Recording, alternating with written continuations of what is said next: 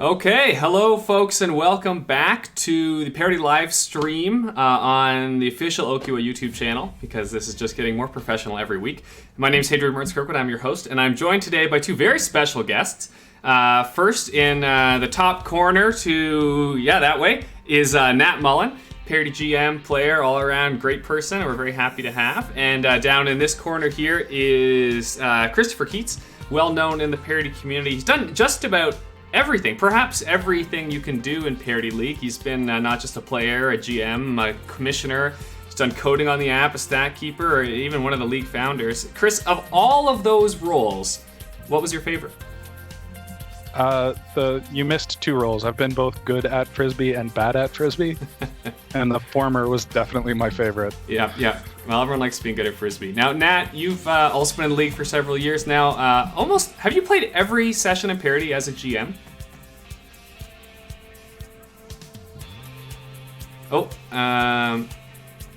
We're not hearing Nat, so we're gonna, we got a little bit of a technical problem there, so we're gonna come back to that.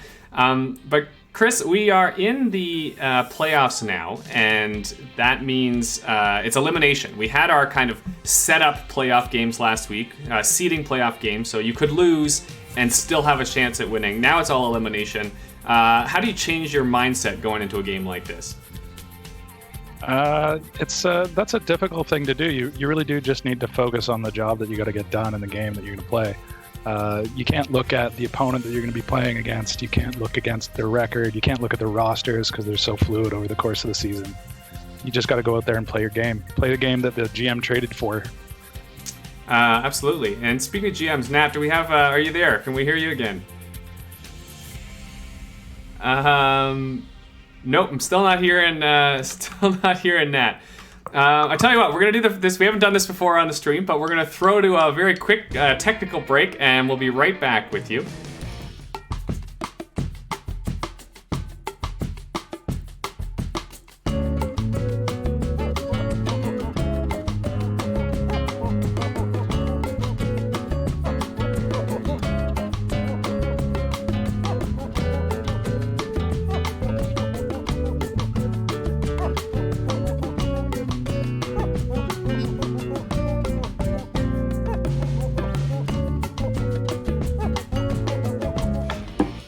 And we're back from our very first little technical break in Parity livestream history. So we're very pleased that I could have Chris and Nat be a part of this.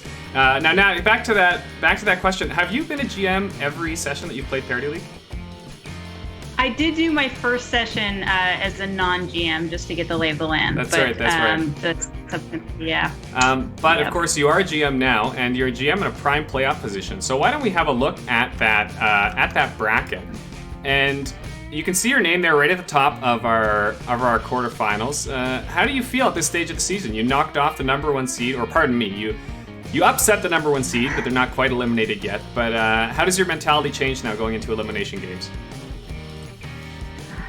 I think Mehmet is definitely the team to beat right now. Also had a pretty big win over MAnge coming into this game, so our team is a bit intimidated, but we are not ones to shy away from great opportunities like this. All right, that's a good attitude. Chris, as you look at this bracket, we still have 8 teams in contention. Any standouts for you? It's really hard to say. This late in the Parity season, you'd expect and you would hope that all the teams are pretty well balanced. Mehmet always seems to have a sneakily good team. Yeah, no, Mehmet has done a good job historically of, his strategy, and I don't think he would be too upset for me to reveal it, is that he doesn't want too strong of a top end, he doesn't want too weak of a low end. He aims for a very consistent roster, and that often pays off in the long run in this season. Why don't we have a closer look at the order of games we're going to play today. So we are going to start in the what we might charitably call the consolation bracket. I know, Chris, you have another name for it, though. I don't want to call it the loser's bracket, but you did kind of have to lose to get your way into it. You did. And that'll be my team, Mariange's team, playing Team Kindha in the 5th place quarterfinal, another way to put it. So still playing for something, just not playing for first. And then we've got our other 4 games in the quarterfinals. All these teams still have a chance at winning the championship. And that'll start with Morgan, Al. We've got Sully, Laura, which is, I think, perhaps going to be the game of the night, but we'll see. Julia, Brian should be a fun one with some big shooters on those teams. And then finally, and conveniently for us, given our guest tonight, it's Team Nat and Team Mehmet in the premier final slot.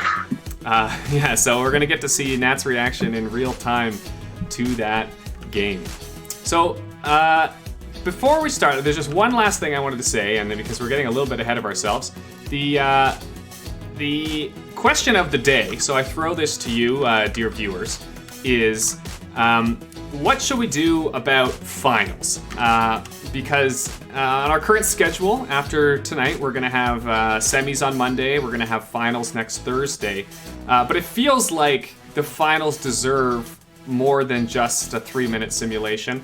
I don't know, Nat or Chris, do you have any initial thoughts on that? How we might handle, do people have appetite for a big final solo stream, or is that too much? I'm actually kind of, I kind of like that idea. I don't know if you've heard about this new trend of people listening to podcasts at 1.5 speed. I think you could do something like that.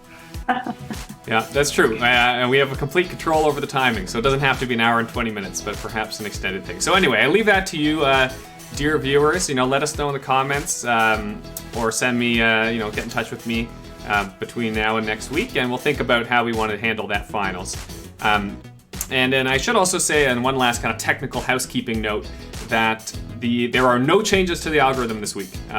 We've been tweaking kind of every week as the data's come in, but I actually think we're at a good place now. So we're using the exact same algorithm we used last week, and hopefully it'll be the same one we're using for the entire playoffs. So this is the final iteration of the Matrix? Well, the final iteration for now, certainly. So here's our first game of the night, Team Mariano's Team Kindha. I'm going to run, as we do every week, I'm going to run a quick little simulation in the background of how these teams might play in a set of 20 games. Now, while that's happening, Nat, and you look at these teams, who we've lost our teams. Oh, there they're back. Okay, who are the matchups here that, when you're an opposing GM that you really feel like you need to shut down?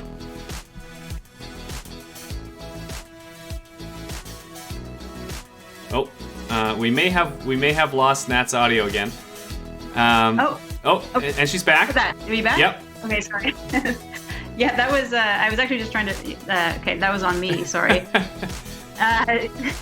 Kindha's team, man, so strong. I think that was the last game before we came into this period of isolation, and so they were definitely a force to be reckoned with. I think on paper very strong. They have.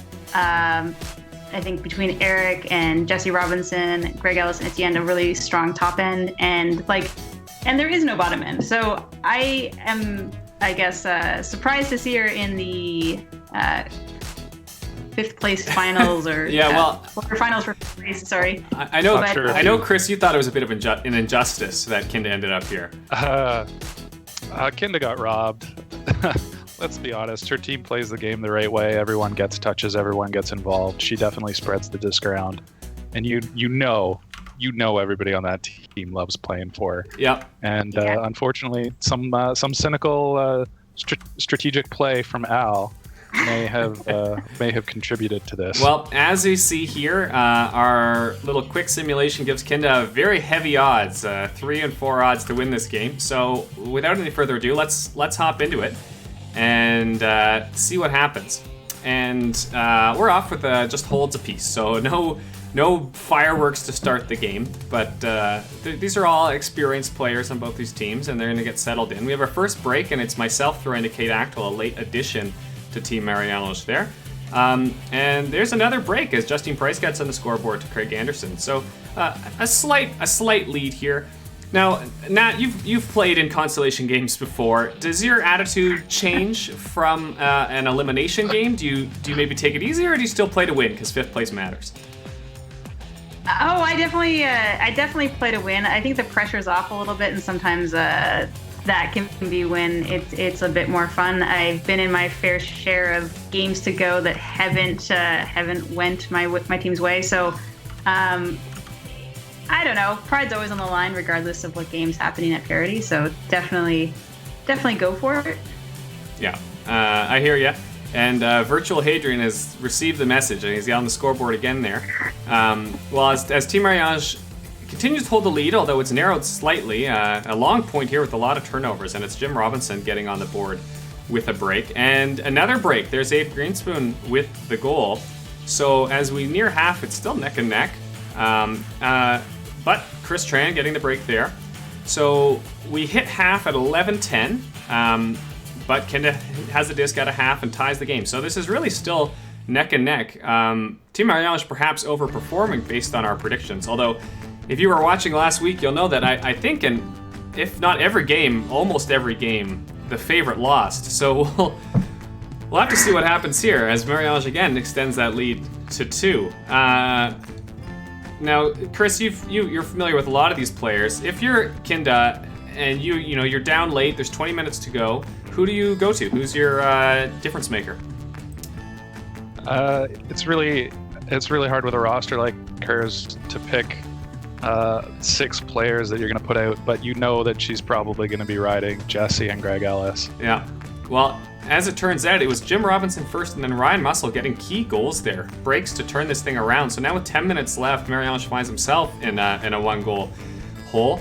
But Rachel Ng with the throwaway there, and I chip it to Chris Tran for the tie game.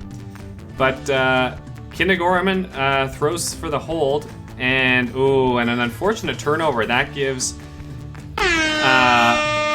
a disc back to Kindha, and they finish the game 19-17. So in the end, a game that looked even from the start. Leads changed a few times, but it was the favorite, in this case Team Kindha, that pulled out a close win. Chris, why don't you tell us a bit about our stars of the game here? Well, unsurprisingly for Kindha, we've got Greg Ellis in the number 1 star position. He is absolutely her workhorse and has been basically every week. You somehow managed to come in the second star. What can I say? Nat inspired me with her talk about every game mattering. Absolutely, 5th place games. You're definitely putting your pride. Wait, what can I say? I'm a it. consolation bracket player. It brings out the best in me. And Kindha definitely leading from the front. This might have been her best performance of the season so far. Yeah, but look at this. Nat, our breakout player of the game is Abe Greenspoon. Yeah, I think Abe had another consistent game for him, 2 goals, 2 assists, and I think that is he's always really good about delivering. And unfortunate that he wasn't able to actually, sorry, it's good win, I think, helping Kindha get there. Awesome. Well, there you have it. That's our first game of the night. Why don't we take this opportunity to check in with our commenters and see our people managed to find us on this Thursday evening? Yeah, it looks like your typical coterie of people. We've got Mehmet wondering how many assists Jim Robinson had. Well, I can answer that for you right now. Jim Robinson had 5 goals and 2 assists, so a great game for him there. He was just slightly behind Greg Ellis in salary for Team Kindha. Mehmet called him Handler Jim, but it does not look like that was the case today. Adam Mack called the loss heartbreaking, and Jefford had great things to say about the strong comeback from Kindha Gorman's team. Yeah, well, I would say, although we haven't even seen the rest of the consolation bracket, but Kindha has to be a favorite, having been robbed so early. Now, why don't we have a look, come back to our bracket, and we'll actually see that there. So the winner of that game is Team Kindha, 19-17. So Kindha moves on into the 5th place semifinal. MAnge falls down to play for 7th, and if all goes well, play for 9th. So we'll see what happens there. Now, our next game of the night is our first elimination game, and that's Team Morgan against Team Al. So the team that, as I recall, and maybe I'll just pull this up quickly, Team Morgan beat Team Brian. That's right. That was a bit of a that was not an upset. That was the number 2 seed there. And that means we would perhaps expect Team Morgan to be the favorite here. And then Al, of course, having knocked off Kindha, comes in as a 7th seed. So at a bit of a disadvantage. But as you look at these rosters, Nat, do you really feel like Al is at that big of a disadvantage? I mean, I think that like Justine Dejanay is always a super strong force, as is Alicia Zhao. So like, I think there's definitely some contention there, but I do think that Al could pull this off. Mel Bouchard is one of my favorite players and can definitely work that end zone. So if everyone's on their game, I think they have a pretty good shot there. Well, sure enough, we ran our little brief preview simulation with 20 games, and it gives Al a very slight edge, but a bit of a toss-up still. Chris, do you have a favorite here?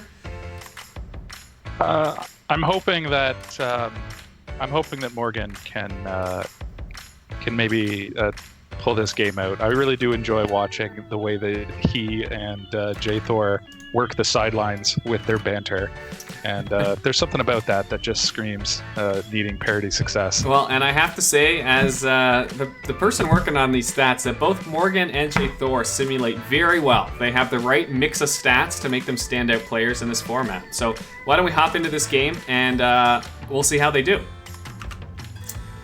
You need a stat for chirps.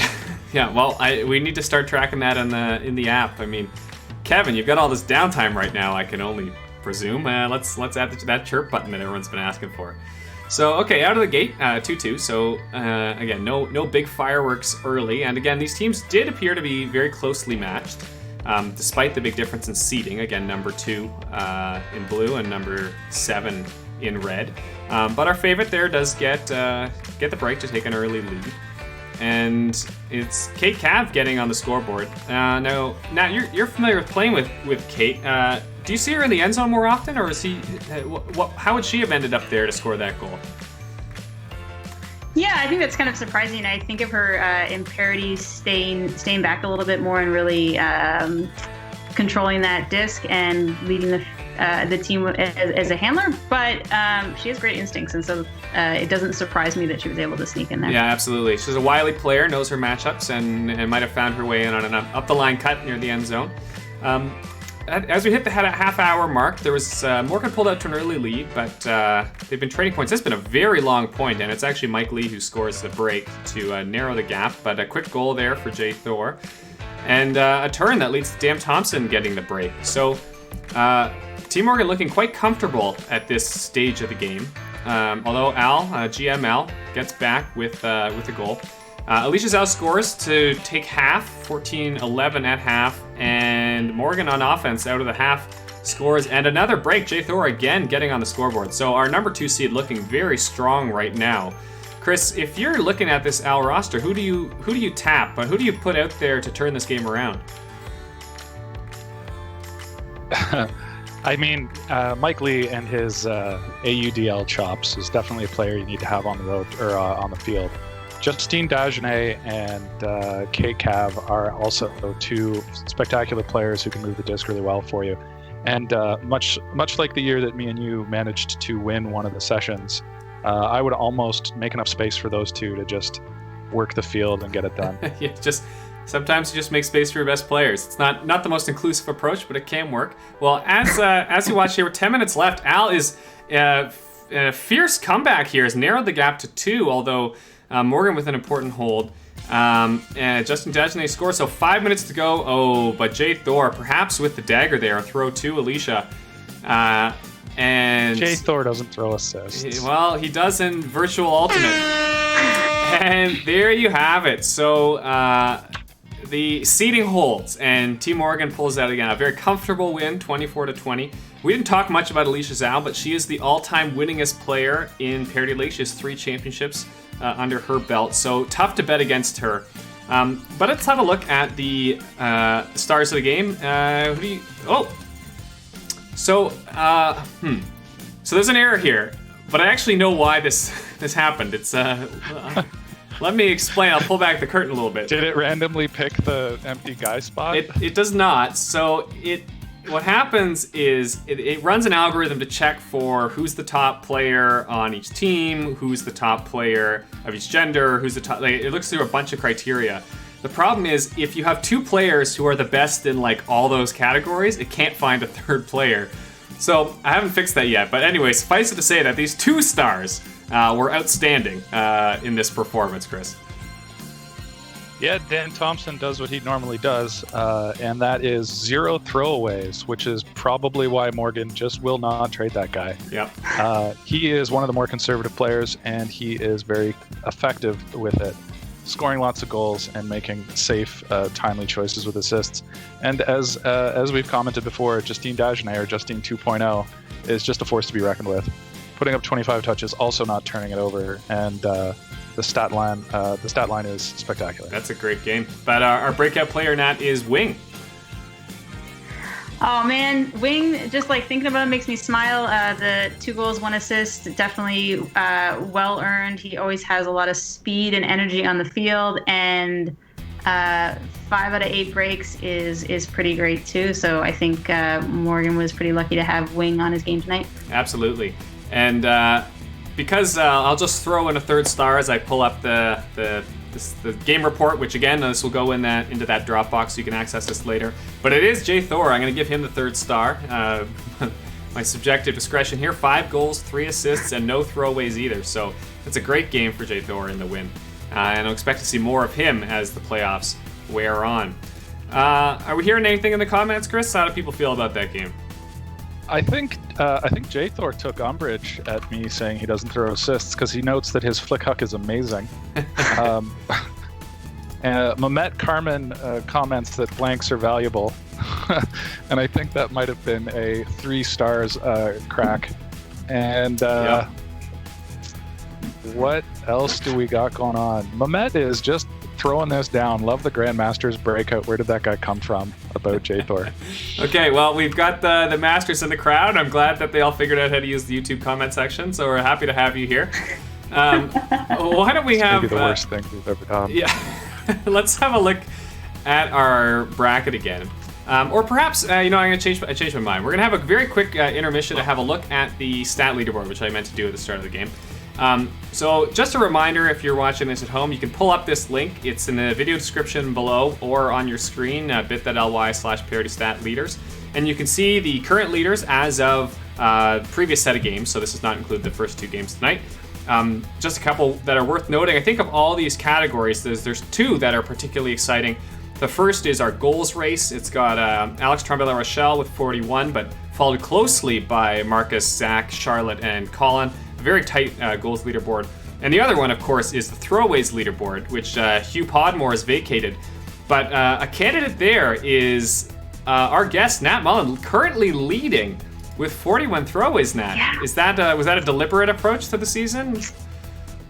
I mean, had I known that we would be sort of freezing real stats and then going off into algorithm land, I would have definitely would have tried a little harder at the beginning. Yeah, I think I think I can say it was slightly uncharacteristic. I always have my fair share of throwaways, but it does seem like this there's a bit of algorithmic bias that's exploiting a small sample set that I will have to really investigate the statistical likelihood of this actually happening in real life before I can comment any further. That is a very technically correct response. It's almost like you're very well versed in mathematics and statistics. Why don't we have a look again? I think it's possible that Hadrian's algorithm has accurately captured Mullen ball. Well, I do have to say, Nat, I relate. I also came in on the throwaway leaderboard, and it's been awfully hard to outperform that. So, yeah, those first few games of this year were very sticky, as it turns out. So, as we see our bracket, we've now filled out a few more slots, although no more matchups. So, as we head into our next game, we've got Team Laura, who lost last week despite looking very strong and having a lead. Julia staging a really remarkable comeback there. But Laura's certainly looking strong in the number 6 seed, playing against Team Sully, the number 1 seed. So Sully has looked very good all year, but remember that in the last game of the regular season, Laura did win by 1. So I think this is going to be a very close game. Why don't we pull up the rosters now, Chris? When you look at this set of players, I mean, it's hard to know where to start, but there's so much talent at the top. When you look at the kind of maybe secondary cutters here or fill defenders, who do you think can make a real difference in this setup? Well, Sully's done a good job of building a team of a few people who are pretty safe with the disc, also quite aggressive, and a few players who are also in the end zone for a lot of goals. And I think it's an interesting approach to this simulation frisbee that we're playing. But I think Laura's roster, top to bottom on paper, looks stronger if we were playing this out in the real world on the fields. Yeah, that's the problem, is we're not. I know. It's hard to take away the world's tallest man, and if you look at Sully's roster, he just does not have a player who can do it. Yeah. Fortunately, he has lots of virtual players who can do it. And as we look at the quick 20-game sim here, it gave us a perfect split, which I don't think we've actually had on the stream yet, an even split prediction. So again, based on this very small sample of prediction games, this is a complete toss-up. So I'm excited to get into it. So why don't we do that? Let's start this game. And we are off, and very quick hold there for Team Laura. But on the second point, getting sloppy. Look at this, a lot of turns, and it's Charlotte Muscles thrown to John Rowe for the break. So some early momentum for Team Laura. But of course, Sully's team, no stranger to comebacks and strong second halves. So although they give up another break there, I don't think they're going to be too nervous at this point. Now, Chris, I don't know that I've ever played with the GM Sully. Have you had that privilege? Not in Parity, but I have been able to play on teams with Sully before. Yes. So it's delightful. Maybe we need to imagine, if you will, his team is down in a 4-1 hole. What is he saying to his team on the sideline?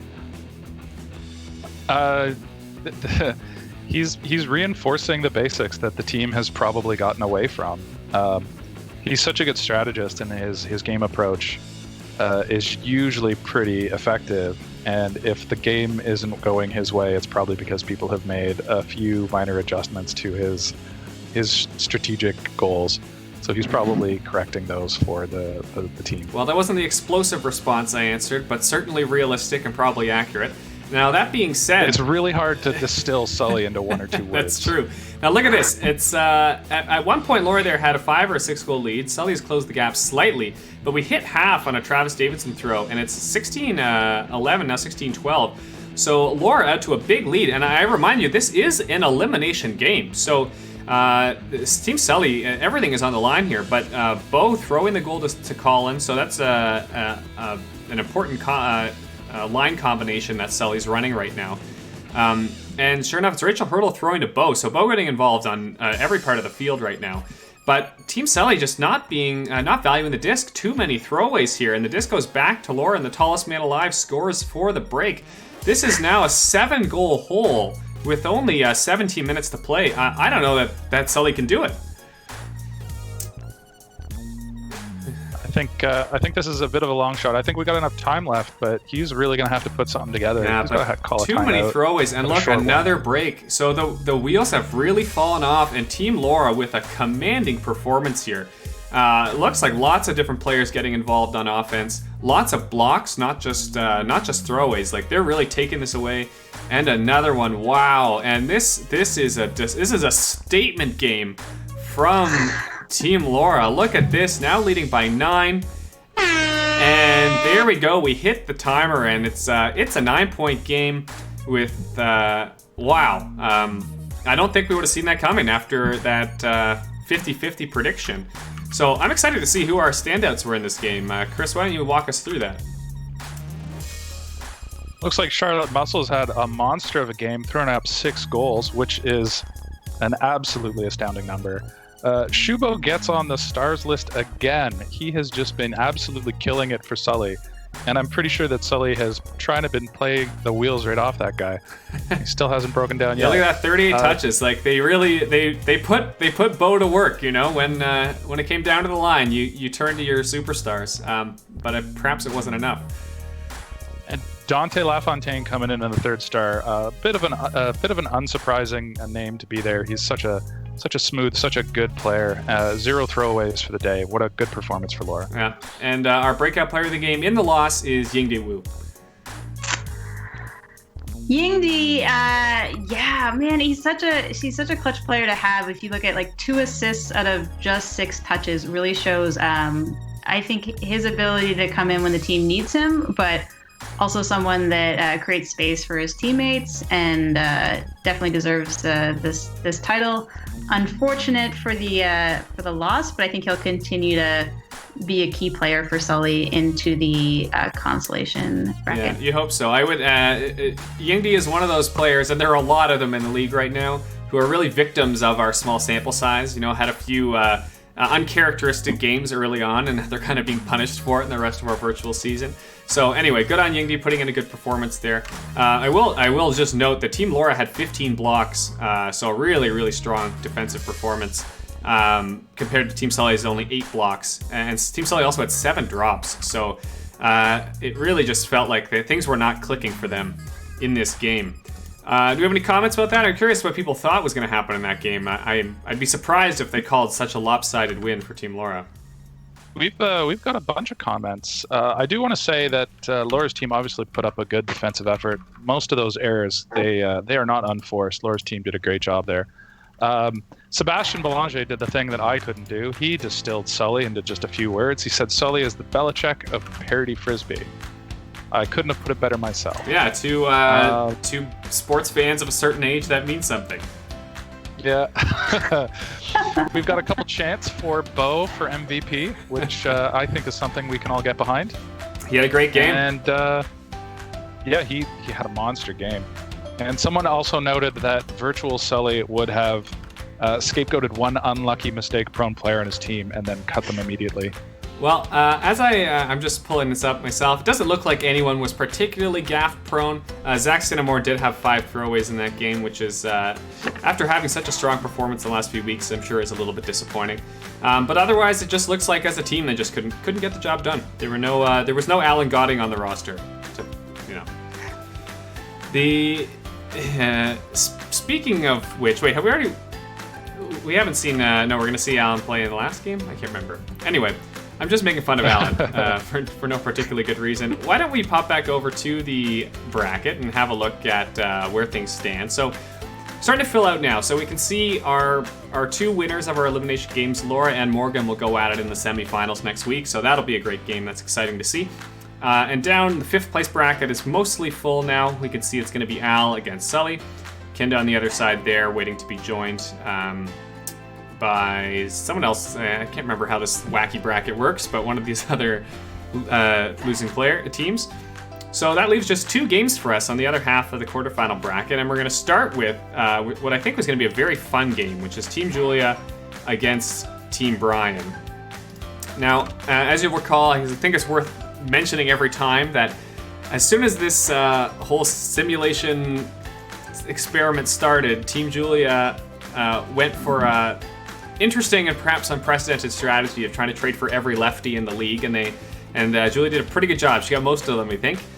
So she's got an unorthodox team. Brian, on the other hand, I don't know they had a particular strategy other than trying to put a lot of good Frisbee players on the field together. As we ran this quick simulation, we do give Brian a slight edge, but these teams look pretty even, Nat. Is there anyone here you think can really break this game open? I think Matt Hogel is definitely a force to be reckoned with, both in simulation land and apparently in real life too. So I think that's definitely going to be a factor for and hopefully help Julia along. And even though she has a slightly unorthodox strategy, I think she has a pretty strong team. So I'll be rooting for Julia, and I think she might be able to pull off a pretty convincing win actually against Brian's team. Okay, that's a great call. I'm hoping to see if Simulation Hogel and Simulation Heg have the same sort of chemistry on the field that they do in real life. Yeah, long-time teammates. Well, yeah, perhaps. I would throw John Haig in that category of players who simulate poorly based on our small sample size. But everyone keeps talking about playoff John Haig, so maybe there's some magic in the numbers that is going to come out in this game. So on that note, why don't we go ahead and run it? And we are off to the start of this game. Now I mentioned this, we discussed this with on a previous week, does the lefty advantage really apply when most of your players are lefties? Chris, do you think that's still a factor here? I think it is. I think people when they're playing, they still just get into patterns and they just lose track of what hand the disc's going to come out of. They just position themselves a little bit off. I think it still gives a slight advantage even when you know it's coming. Yeah, and especially when you look at, Julia put together so many great disc movers. When you've got players like Hogel and Kenzie working the backfield together, you're going to get a lot of touches, but you're going to have a lot of possession and really, you take your time and look for the best opportunities downfield when you have players like that. She's got some great talent in Kama and Hannah Lewis downfield. Very undervalued Kama, I think, in this simulation world, and I'm really hoping to see good things from her this game. On the other side, Nat, when I look at this Brian team, it strikes me as a bit more of a run and gun offense. What's your assessment of this collection of players? Yeah, I guess I agree with that. That particular assessment. I see they have Thomas Satola, who I guess we both had the pleasure of playing with last session, and it can, as far as the gunning part of it, can just really catch those discs and make a big difference in the end zone. Creates a lot of opportunities for scoring. So that seems to be working out for them thus far in this game. It does. Well, coming into half, Team Brian had a slight deficit. Was down 1 at half, but has come out flying in the second half here. The young stars on Team Brian really coming into their own and starting to chew up yards against Team Julia, which is looking perhaps a little fatigued at this stage of the game. Now, recall last week the dramatic comeback Team Julia pulled off in the last just 20 minutes of the game. They're going to need something similar as Brian extends the lead to 5. And another break, and now it's Alistair Campbell getting on the board, and it's a 6-goal lead.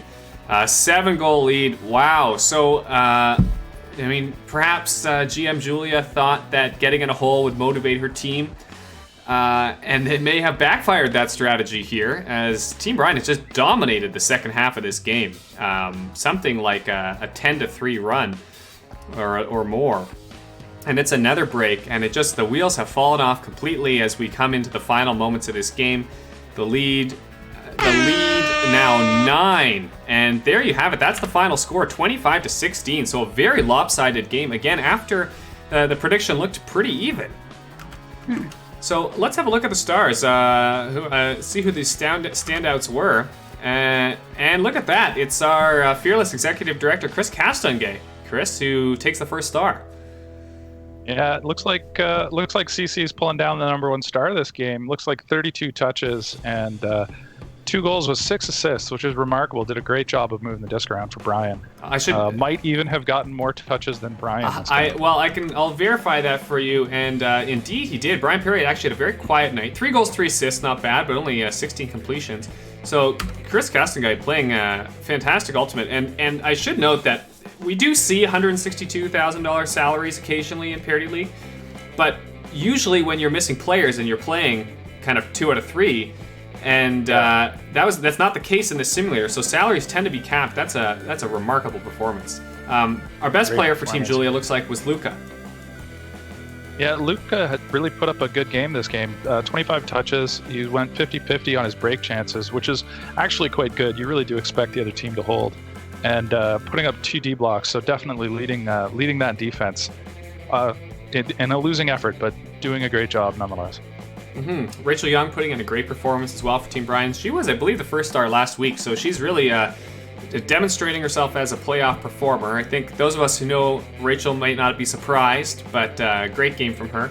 And our breakout. But the people that do know Rachel are surprised to see her with 0 throwaways. She is one of the gunners on a run and gun Brian team. Yeah. And she really managed to pull it in today, putting out 5 assists with no mistakes. That's right. Great game. Fantastic game from Rachel. Jay Limer is our breakout player of the game now. Yeah, Jay with a pretty solid game there. 2 goals, 1 assist, 2 second assists. Really, that's a huge help to Julia. It wasn't enough, but I think that he had a presumably strong first half when Julia was up with that lead there, and unfortunately didn't get to come away with the win, but solid effort from him. Yeah, I mean, I'm just looking at the numbers, and Team Julia had 216 completions, so it was a case of too many passes in the backfield. We talked about how they might be prone to do that, and not enough throws to the end zone, as it turns out. So perhaps a strategic rethink as they head into their consolation game. Why don't we take this opportunity to just check in with our adoring fans, for lack of a better phrase. What are we hearing, Chris? This one's been a bit of a quiet one.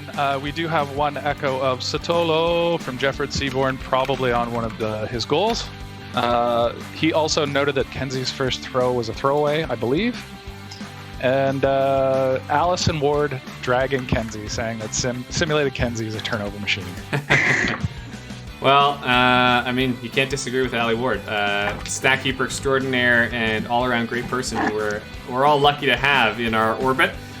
I mentioned this at the start of the stream, but if you missed it, it's our question of the day is what should we do about finals?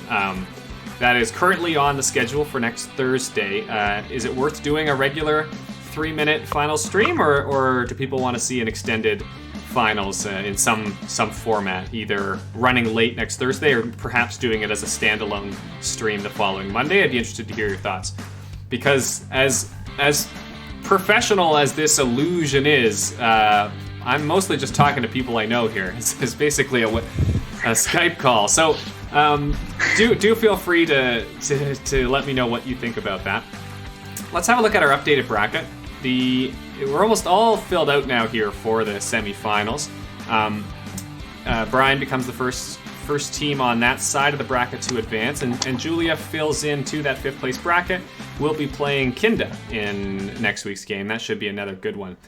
So that leaves just one game tonight, and it is, I think, we have to say, our premier matchup, not just because it's the number 3 seed, but because it's our guest Nat up against an upstart Mehmet team that finished number 9 in the regular season standings, but I think all observers agree is looking very strong as we come into the playoffs. So let's have a look at that roster. Nat, so you've been studying the tape, looking through the data for weeks now. Absolutely. What scares you about matching up with Mehmet?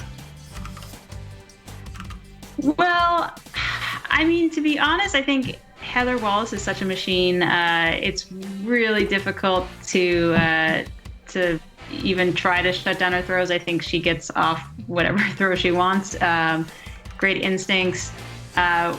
If simulated Pat map shows up to this game, I don't know how the attendance is simulated, but I think it's going to be really tough to stop that combination.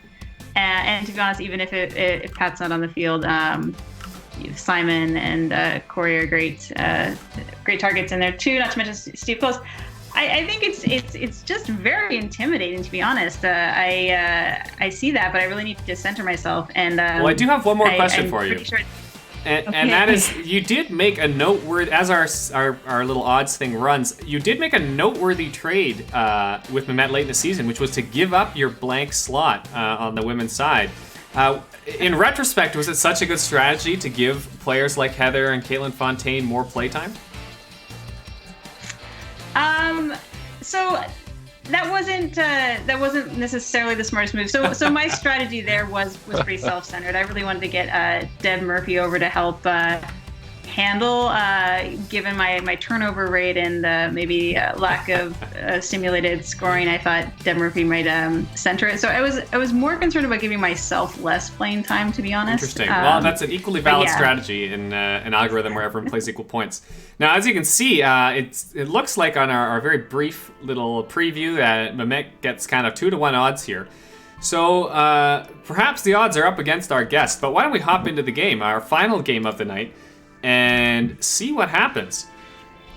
Wait, Nat, Nat simulated as the predicted winner. She needs to not get overconfident. Did she? I thought she was... Yeah, she was the 13-7. Oh, I misread that. Well, I'm glad that you're here, Chris. So, interesting. So, our... to break up the flow. Yeah, no, that's helpful. So, the number 3 seed is indeed the favorite, which actually makes more sense, all things considered. And out to an early 3-goal lead here. So, I guess your team, perhaps you said all the right things early on. They haven't lost focus and put out have come out strong out of the gate. But Mehmet seems to have closed the gap a little bit, and there's a Hugh Podmore throwaway, which I thought he wasn't supposed to do those anymore. He still throws the assist on that point. Now Mehmet with the quick goal there for his team. So now it seems to be trading points, so both teams have settled into a rhythm. Nat, how are you feeling? You feeling loose at this stage of the game? I'm feeling pretty good. I mean, I'll give Hugh one throwaway, but right now, him and Jose are really moving the disc quite well and finding that chemistry, and happy to see Jose getting lots of touches. That's definitely the sign of a good game for our team. Yeah, I will note another Hugh Podmore throwaway, so perhaps uncharacteristic. Is old Hugh back? That's perhaps the tabloid question of the night. But he's been lucky enough that the disc has come back and Nat has scored. So leading at half, but it's a very close game here, 13-11. Chris, if you're Mehmet, who are you tapping at this stage of the game to turn things around? Well, Mehmet's kind of in a risk-reward situation. He's running out of time. He's in a bit of a hole. He's going to have to take some chances, and he's got the perfect player on the team to do that, in Corey Boucher. He's definitely got to ride that. If you ever want to take chances, you put Corey Boucher on the field and see what happens. I will note he had a great game last week or the week before, put in a star performance. So he's been excellent. But there's a Nick Terrio throwaway and Hugh Podmore throwing the break. So Nat not relenting here late as we come to 15 minutes to go, and it's a 7 goal lead for Nat, looking quite confident in the window below me. Tough throw in there, yeah. Give it a break. I will note that. Mehmet has managed to put 3 people that are on the top 10 in throwaways on the same roster, and it doesn't look like it's been a successful strategy so far. Yeah, I mean, you'd hope perhaps that they cancel each other out, or I'm not really sure what the logic is there. Mehmet has narrowed the gap slightly, but not enough. 2 minutes to go, and it's a 4-goal game, and that's going to be it. It's a 23-19 win, so congrats, Nat. You move on to the semifinals. How do you feel? Feel a huge relief, a lot of adrenaline there, but just happy I knew we could do it, and we did it. Looking forward to the semis for sure. Yeah, I didn't notice any injuries, so I think you'll be fully rostered in the next game. Also a relief. Yeah, always a relief. Chris, why don't you walk us through our stars of the game? Well, looks like we've got Tom Newman, who put up a monster of a game, starting on defense, getting 6 D blocks. Wow. Which is just an unbelievably Pat Map number, and Pat Map is nowhere to be seen. Number 2, Pat Corey Map came Boucher. in, I should just mention, with a piddling 2 blocks, Pat Map. So Tom Newman. Seems like a bit of a role reversal there. Mehmet looks like he did try to ride Corey Boucher and his high risk, high reward on-field skills, and remarkably, Boucher didn't throw it away a single time, putting up really big numbers for this game. Yeah, and a great defensive performance too for Corey. And that standout that Nat mentioned earlier, Jose Gibor, puts up 2 goals, 4 assists, and a D without any throwaways, and better than 50% on her defensive break chances, which is a really, really strong game for you, Nat. It's not the kind of game you're surprised to see from Jose, but she's an all-star, and she's very consistent, so that's a great game from her. And Nat, you're one of your players, Steph Jack, is our breakout player of the game. Absolutely, well-deserved for Steph Jack. She is super sneaky, super pleasant to play with, great timing in the end zone with her cuts, and just an awesome workhorse. We're super lucky to have her on the roster, and happy she could help us get the win tonight. Absolutely. So there you have it. That's our last game of the night. We'll get that bracket updated, but do we have any final thoughts in our comments? Jefford notes that 6 is not more than 50% of 13 defensive break chances, and my math is bad, which is correct. We've got Seb noting that Deb Murphy may have been a surprisingly savvy strategic move, putting Paul Morrison off of his game a little bit.